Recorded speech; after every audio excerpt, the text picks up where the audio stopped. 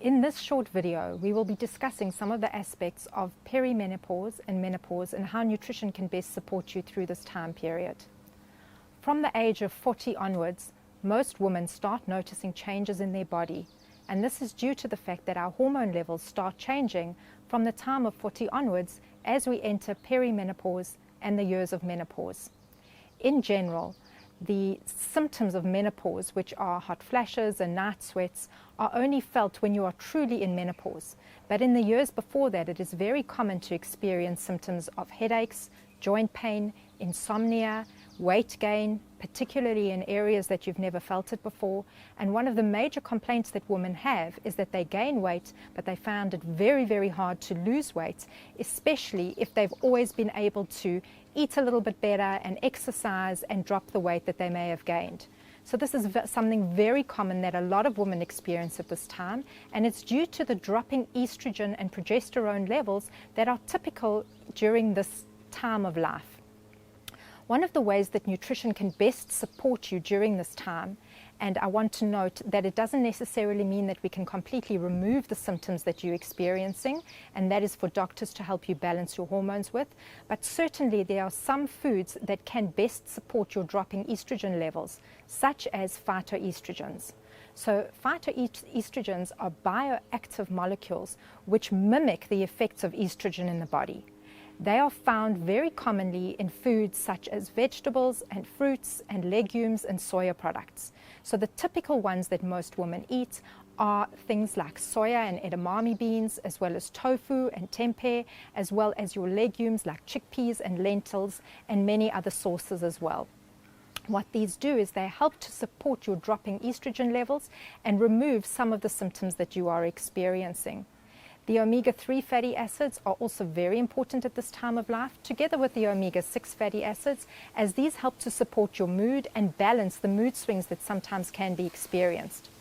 In natural form, ground flax seeds as well as chia seeds help to promote good mood balance as opposed to having mood swings. In general, bowel movements can also start changing at this time of life, and in order to ensure that you are supporting your bowel as best as possible, it is important to eat fiber-rich foods which can come from plants and vegetables, as well as your complex carbohydrates, as well as again your legumes and nuts and seeds. In order to ensure that you are best supporting the fiber that you are taking in, it is important to drink sufficient water. So on average, we recommend 2 liters of water a day, depending on the area that you're living in. If you live in a very hot climate, you will need more, as well as if you are exercising as well. One of the other big problems that comes together with this time is these hot flashes and night sweats, and sometimes just not feeling quite like yourself. And generally, the foods that most women go for when they're feeling in this way are your high refined sugar foods and your fatty foods, because generally we feel that we are craving these and they may be our feel-good foods. The problem with these is that the high saturated fat foods and the high refined sugar foods actually cause and enhance these symptoms even more. So the best way to be eating at this time of life is a basis of whole grain carbohydrates with your plants and your vegetables in order to ensure stable blood sugar levels, as well as ensuring that you're having, as we discussed, your omega-3 fatty acids in forms such as your olive oil and olives and walnuts, avocado, some of your fatty fish as well. Something that your doctor may also warn you about is dropping calcium levels at this time of life. It is very normal due to the lower estrogen to start losing the bone mass that you have always had.